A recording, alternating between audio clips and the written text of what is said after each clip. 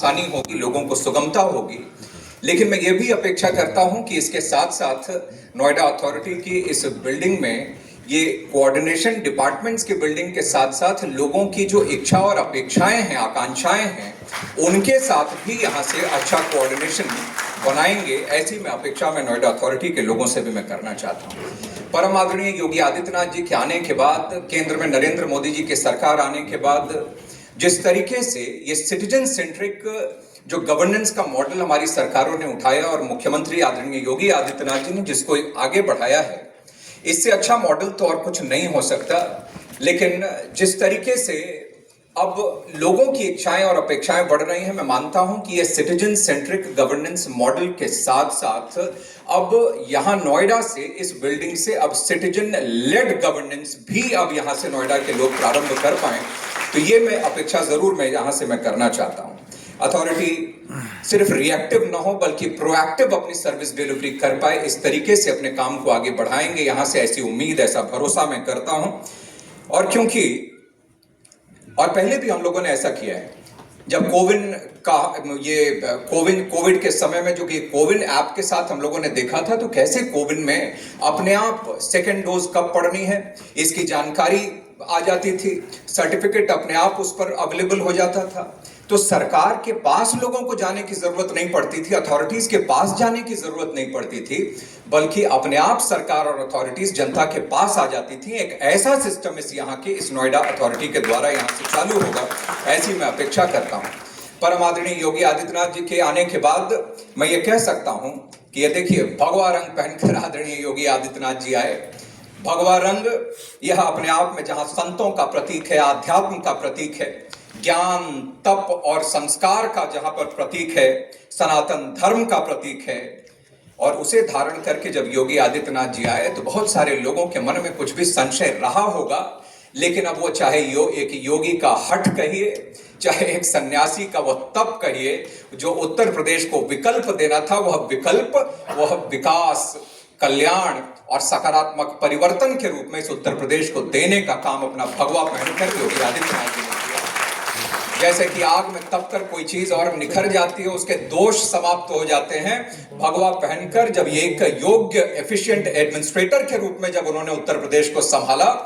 तो उसके बाद जो उत्तर प्रदेश में पिछली सरकारों ने जो दोष पैदा कर दिए थे, वह इस भगवा में तप करके उस दोष को दूर करने का काम योगी आदित्यनाथ जी उत्तर प्रदेश में कर रहे हैं। पहले इस उत्तर प्रदेश में हम सब जानते हैं कि कैसे यहां पर इस उत्तर प्रदेश में लोग कट्टा बना करते थे, और कट्टे के रूप में कई कट्टा बना करता था कोने कोने में, कहीं कहीं पर। आज इस उत्तर प्रदेश में पाकिस्तान को रात के अंधेरे में दिन दिखाने वाला ब्रह्मोस इस उत्तर प्रदेश में बनता है। पहले अपराधियों का जो बोलबाला हुआ करता था, उनको घुटने पर ले आए योगी आदित्यनाथ जी, और उसके साथ साथ अब अपराधियों का साम्राज्य नहीं, अब औद्योगिक कॉरिडोर आज उत्तर प्रदेश में बनते हैं, बदहाल सड़कें नहीं, एक्सप्रेसवेज और एयरपोर्ट्स यहां पर हैं। पलायन अब लोग नहीं कर रहे, बल्कि यहां पर अब लोग दूर दूर से आ रहे हैं, इन्वेस्टमेंट कर रहे हैं। इसके साथ साथ कानून व्यवस्था की अच्छी स्थिति है। पहले तो एक जिला अनेक माफिया हुआ करते थे, लेकिन अब माफिया समाप्त हो गए। अब धीरे धीरे यहाँ पर सिर्फ आगे बढ़ा है, तो 1 district 1 product, 1 district 1 medical college, इस प्रकार से भी डेवलपमेंट को योगी आदित्यनाथ जी के नेतृत्व में हम लोग आगे बढ़े हैं। मैं बहुत सारी बातें हैं, जब मैं यहाँ की भी उपलब्धियों को गिनाने लगूंगा तो मैं बहुत लंबा समय लगेगा, लेकिन मुझे विश्वास है कि यह बिल्डिंग सिर्फ यह समन्वय लोगों के साथ, लोगों की आकांक्षाओं के साथ भी करेगी, और साथ साथ में इस बिल्डिंग से जो मॉडर्न होने के साथ साथ यहाँ पर सोच भी प्रोग्रेसिव लोगों की होगी,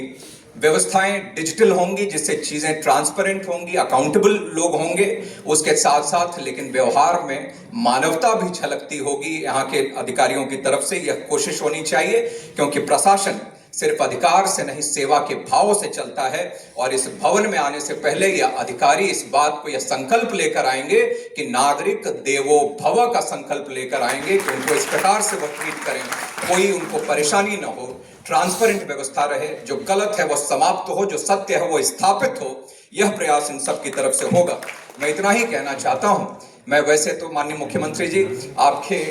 नेतृत्व में बहुत चीज़ें बदली हैं। मैंने कहा कि उन सब चीज़ों को गिनाऊंगा तो बहुत समय लगेगा, लेकिन फिर मैं इस मंच के माध्यम से भी आज यहाँ आए हैं आप, तो मैं इतना ज़रूर आग्रह करना चाहता हूँ कि कई बार किसानों की बहुत सारी समस्याएं हैं। हाई पावर कमेटी भी आपने बनाई थी, लेकिन वो हाई पावर कमेटी ने भी कुछ सिफारिशें की हैं। मेरा आग्रह है कि लंबा समय हो गया, उन हाई पावर कमिटीज जो सिफारिशें लागू हो सकती हैं उनको लागू किया जाए, किसानों की तकलीफों को दूर किया जाए। रजिस्ट्री से संबंधित भी जो होम बायर्स हैं,